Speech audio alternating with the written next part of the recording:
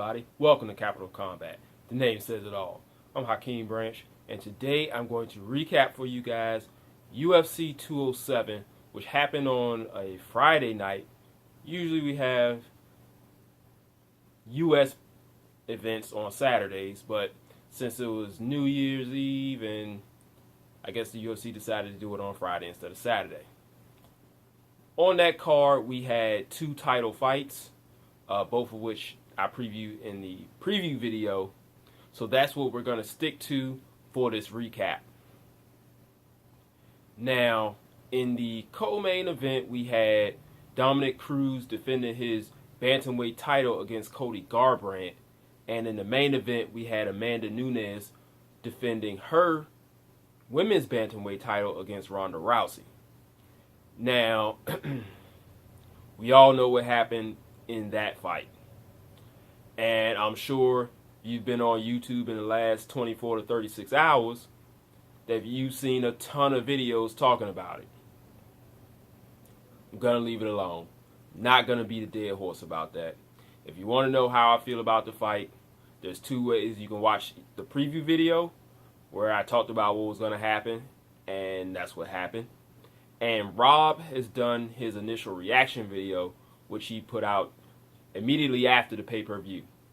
You can check both of those to find out how we feel about what happened in that fight. I'm not going to beat a dead horse about that. But the co-main event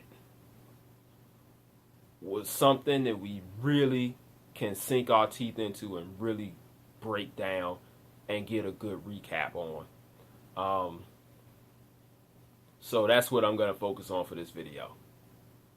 And if you watch that preview video, you will know that my prediction was completely off.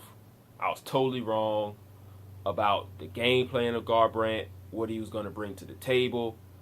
And I think Dominick Cruz and I were both on the same page in that. And it ended up being a huge detriment to Dominick Cruz because he went home without his belt. How did this happen?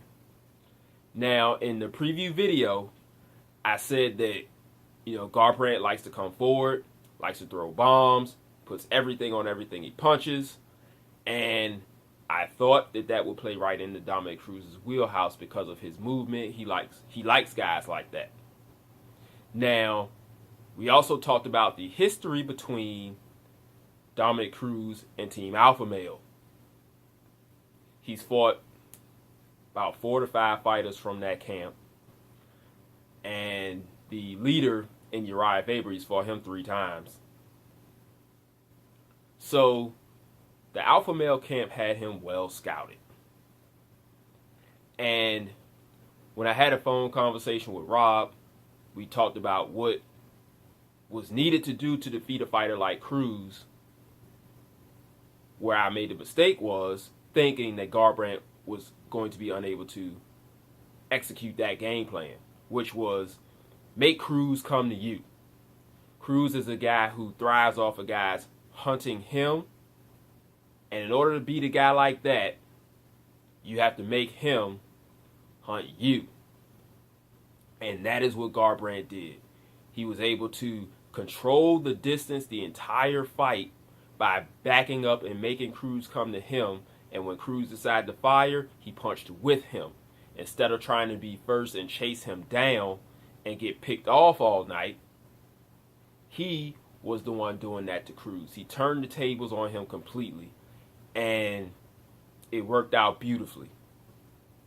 It was still a very good fight because Cruz still got in good shots. He still moved great. But Garbrandt was one step ahead the entire fight because of that game plan. I can't stress enough how great this game plan was. He would take half steps back when Cruz came in to fire. He was like barely out of range or within range to get countered by Garbrandt's more powerful shots. And with Cruz not being the power puncher that Garbrandt was, he was playing with fire the entire time.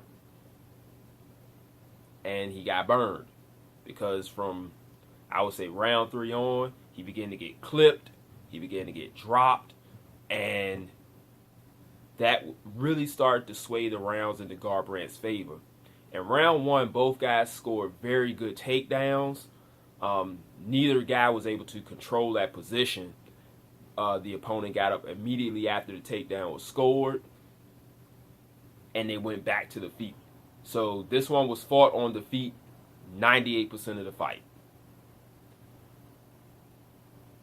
So, like I said, we go through the first 2 rounds. It's the same thing. Both guys are hunting and pecking, but you can see Garbrandt getting the better of the exchanges with Cruz. Cruz is throwing 1 or 2 shots at a time. Garbrandt's throwing 3 to 4, and his punches are getting there before Cruz. He had a hand speed advantage. He had an excellent game plan. I'm just going to keep saying it over and over again because that is what won him the fight. Having an excellent game plan to defeat a cerebral fighter like Dominick Cruz. He was able to switch stances at times because when he dropped him in the 3rd round, he dropped him with the right hook out of the southpaw stance. Now, we did talk about Garbrandt's amateur boxing background and his beginnings as an amateur boxer in martial arts. And it all came to help him come Friday night. He was able to cut Cruz open. I believe it was like a kick that caught him in the middle of the fight and opened up a nasty gash on Cruz's head right above his left eye. And he handled it well. Garbrandt was busted up as well. But I go back to that game plan because it was genius. He stayed patient. Both guys talked a lot of trash beforehand. And that was another reason why I thought that Garbrandt would be very emotional coming into the ring, trying to really destroy Dominick Cruz. And he said, "No, bro, I'm going to hold all this in and draw you into my world, and I'm going to punish you that way." And as the fight went on, he kept clipping Dominick Cruz and knocked him down several times. But Dominick Cruz showed tremendous recuperative powers by being dropped, and a couple times dropped pretty hard, but bouncing right back up and returning fire or getting right back on the defense. Like I said, both guys put on an incredible performance. Even though Dominick Cruz came short, he still put on a good performance in the loss. So that's the big takeaway from this is Cody Garbrandt showed that he is a multifaceted fighter with many tools in his toolbox, and he is now the king of the bantamweight division. He called out TJ Dillashaw, a former Alpha Male member. He will probably get that next title shot because TJ Dillashaw beat John Lineker on the same card, the fight right before that fight. So that's the one we're probably going to look out for next, and we'll wait to see what happens with Dominick Cruz. And that's it, guys.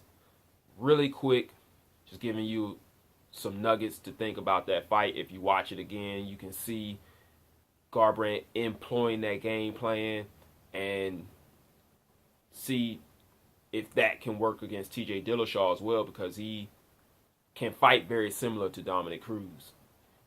And those guys, being former stablemates, they may know a lot about each other. So that's going to be an interesting one to break down once it comes.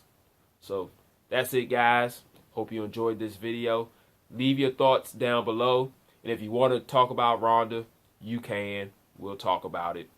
But like I said, I didn't want to beat that dead horse in this video.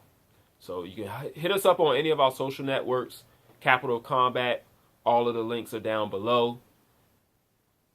Rob and I will see you guys in our next set of videos. Happy New Year, and Fight on. This is round one, and you've already lost. They don't seem to see that everything we've done is coming and cost. My fists are on fire, I perform till I perspire. My demons are in a rage, keep thinking that it's a game. I kick rhyme, hurricane. I told them I don't play, I'm liquid. Black Street Fighter.